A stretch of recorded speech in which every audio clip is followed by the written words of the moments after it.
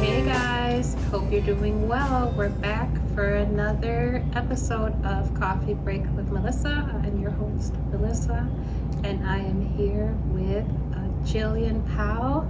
Hi. Hey. Thank you for being here, Jill. Thank you for having me. Yay. Yeah, happy to. So happy to. What are you drinking, Jill? I'm drinking a vanilla latte with a little bit of caramel from my leftover from my Starbucks. Ooh, do you like it? Did it turn out good? Yes, Phil is an amazing barista over there. Mm-hmm. That's his third career. Yeah. Aw. Yeah, we have a great crew here. We everyone has a role, and we love what we do. And yeah, I hope that shows. What I have, Jill, I'm drinking green matcha tea, and Way healthier than mine. Maybe, but the reason why I'm on I drink tea like right now, even though the show is called Coffee Break, is because I get up extremely early at like 4 or 5 in the morning every day. And by the time that we're sitting here right now, I've had 4 or 5 cups of coffee. So I'm usually moved on to tea. But, you know, I'm going to spread it out a little better so that I can drink coffee on the show. If you don't mind me asking, what time do you usually fall asleep? Oh, it's embarrassing. It's really embarrassing. 9. That's not that bad, considering you wake up at 4 in the morning. Now, is that by choice? Like, do you want to wake up at 4? Yeah. Oh, okay. That's embarrassing. I'm an early bird. I know that. I'm just messing with 4 is the new 6. I like it. I woke up at 7:15 today. Yeah. Aw. As you can tell. Aw. Yeah. Well, it's a thing. That's my to relax and get ready to start my daytime, and go and maybe get a workout in. Oh. Stuff like that. Or that is the reason why I get up early, to be honest. For that, but Nice. I like it. And so yeah, I gotta start drinking more coffee for you guys. Okay, I will make a sacrifice, and I will spread out my coffee drinking so that I present coffee to you in fun little different kinds like what you have. But anyway, that's really long tangent. Do you have a favorite warm beverage? I don't think I asked you that. We've talked about all kinds of things already, but I'd say coffee. Coffee? Okay. Which I really didn't start drinking coffee until I graduated college. Like, I was already graduated. I was probably like 24. Yeah? When I started drinking coffee. So I feel like I was kind of a late bloomer on the coffee train, but yeah. You didn't drink coffee when you were doing like papers and all-nighters? Soda and Monsters. Okay. Yep. Lots of Monsters back in college. Aww. Don't try it at home, kids. No, that's cool. I discovered coffee in college. I had this, they called it Café Cubano, this espresso shot of coffee with that brown sugar. Oh. Girl, that kept me up. It got the job done for pulling all-nighters. I bet. Yeah, good times, good memories. What? You're here, but you're kind of not. You want to go into that a little bit? And what has been your experience here with us? And yeah. Do you have time? Yes, we do. Yes, we do. So this is my second time with LSSI. I was a caseworker back in July of 2020. So, kind of a crazy time in the world, as I'm sure you all can remember, COVID and everything, and lockdown, work from home. I was working after I graduated college. I got my my degrees in criminal justice, and I was working at a juvenile detention center for 5 years, and I definitely needed something different, and so I gave the child welfare field a shot. And you know, crazy time in the world and blah blah blah. Yeah. So my casework career was not as long as it maybe could have been if it was a different time, you know. Sure. And at some point I ended up working in licensing at a different agency, and I did that for about 3 years. Licensing in foster care. And then I stumbled back to LSSI, where I've been doing family finding. What is that? Is it just what it sounds like? You find families for... That's part of it. I think that was essentially the goal, to find additional families and fictive kin and supports for the kids in foster care, to maintain like those family connections. Yeah. We do a lot of the behind the scenes casework, helping kind of stuff, like with referrals and getting birth certificates and legal screens, a lot of paperwork, but also the family finding stuff. So Okay. yeah. Cool. Oh, that's... I want to hear a story about you working in juvenile detention, if you don't mind, because I bet you have seen so many things. Oh. Well, I didn't say what county it is, so, and I think I did that purposely. Okay. So I think I'm okay to tell this story, because I never said the county. It could be anywhere. So in the it could have country. been anywhere in the whole wide world. I could have been at a juvenile detention center in Jamaica, for all you guys know. There was I don't want to call it a riot, but multiple fights broke out at once. And it was 15 minutes left of my shift, which is really unfortunate timing. I'm like, y'all couldn't have waited 15 minutes for this. Obviously had to stay, couldn't leave halfway through, unfortunately. It is crazy though, because like while it was happening, you would have thought it was like 2 hours long, and watching it from start to finish on the cameras, I think it was like 20 minutes. But like all the staff talking about it afterwards, you would have thought it was like 7 o'clock by the time it finally ended. But it wasn't. It was like 20 minutes long. A lot of fights broke out at once. Not a great situation. I may or may not have used my mace, my OC spray, to, you know, get some kids to, you know, comply, go back to their room. I don't know.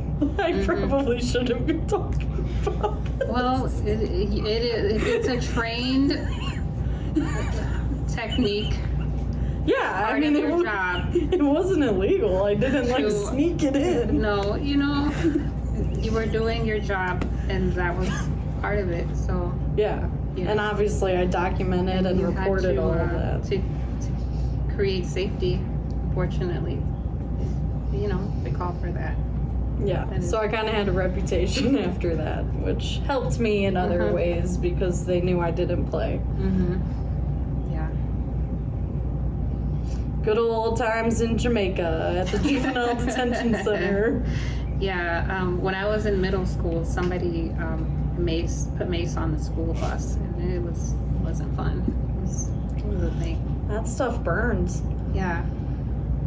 Haven't had the pleasure, but yeah, everyone just ran. It happened on the back of the bus.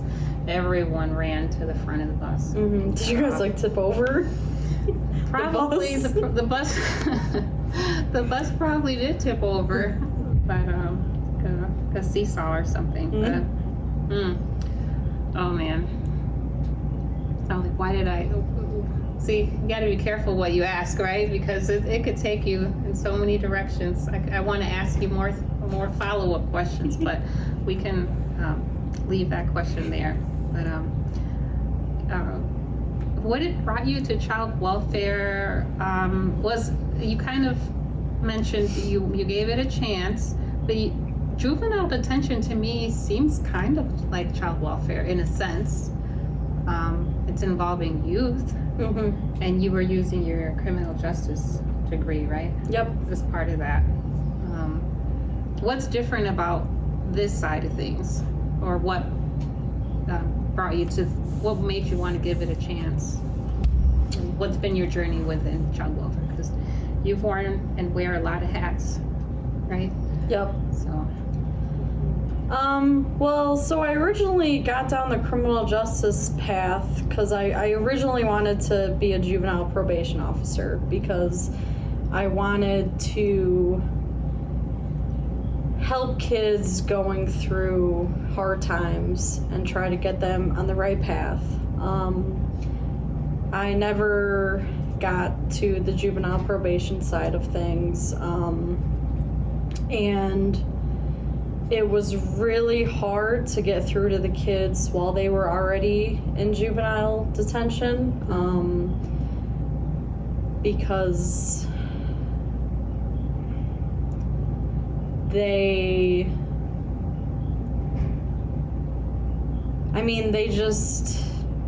were very set in their ways, and a lot of them still had the capability to have a better future and a better life for themselves, mm-hmm. but it appeared that they didn't want to change and that they were content with their choices and that this was the life they wanted.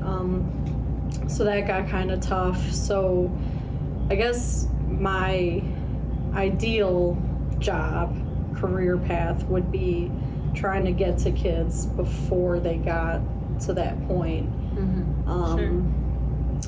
But the differences and the similarities, they both involve court. So yes. When you're in juvenile detention, you're essentially awaiting, you're going to court.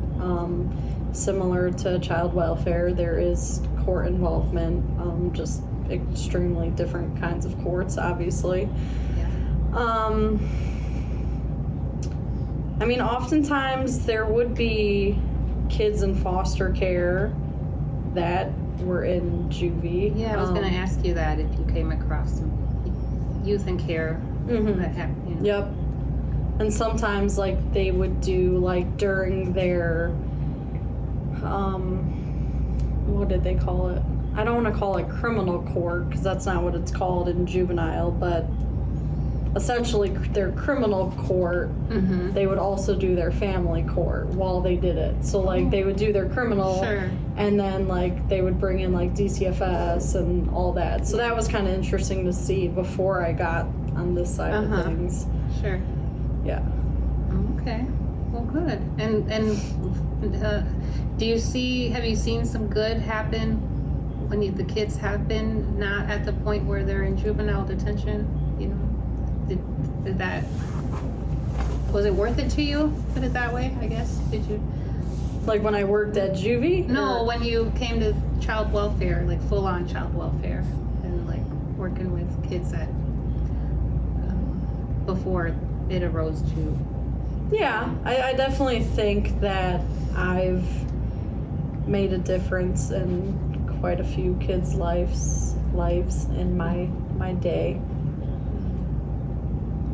I'm sure you have, and you've made a difference here because you have a lot of authenticness to you and deep desire to serve. As we were, you're making videos to instruct people and help people learn the job. beyond your time even here, right? Or so that it can last beyond just the time that you're with the agency. So that speaks to your character about that level of care and commitment. That no one asked you and expected that.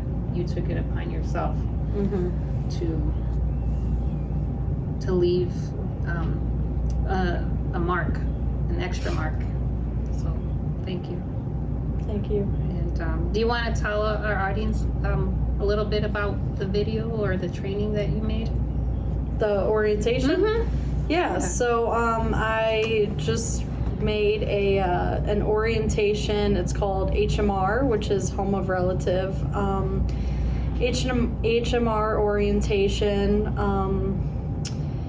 to discuss, so there's things about the court process and ACRs, which is the administrative case reviews, which are every 6 months, the licensing process, like medical info, services, some services that are available for children in the area, family finding efforts and what that entails, some educational stuff regarding our amazing Northern educational liaison, Kristen. So yeah, just stuff like that. I was a foster parent myself as fictive kin, which came on very short notice. I had about a 3-hour notice. Wow. And fictive kin is, for those of you who don't know, they're treated like a relative, but they're like friends of the family, teachers, people who have a connection to the family.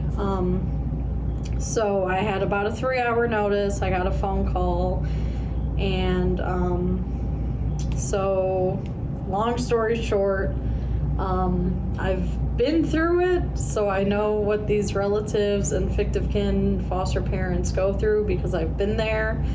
And I at least have the background in child welfare that I know every 6 months there's an ACR, and I know that I'm allowed to be there. I know what court looks like. I know what services are in the area. I know what documentation the caseworkers need. But a lot of these foster parents might not know that if they don't Have this inside access through their day job, some other way. So I came up with that little HMR orientation, and I shared it with you lovely licensing workers to forward on to our new HMR and fictive kin foster parents. Well, thank you. Thank you so much. Yeah, I mean, why reinvent the wheel when you got someone that went through all that and has all these tips and information to like make it smoother for somebody else. So thank you. You're welcome. Yeah, it's gonna help a lot of people for sure, and we look so. forward to sharing it with as many people as possible.